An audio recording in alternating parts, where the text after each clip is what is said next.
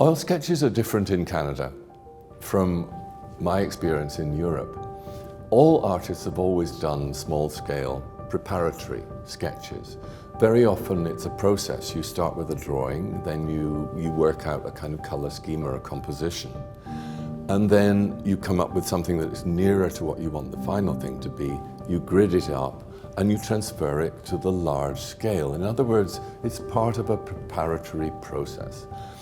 In Canada it's different because if you were out in the wilderness, you couldn't really think of doing an initial sketch and then going straight on to the final work.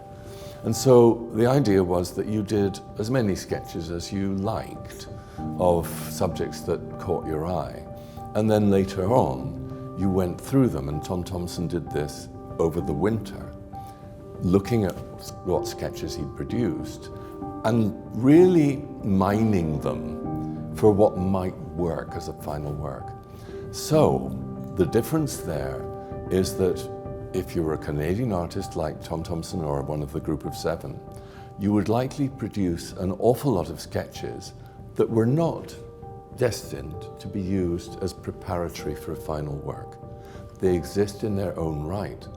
And of course, because we're talking about brilliant, genius artists here, those sketches have a value in their own right that is over and above the final work. They don't depend on that translation for their value.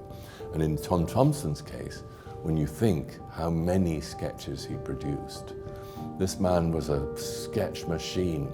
He produced them daily. He would produce 3 or 4 possibly. They were done in half an hour.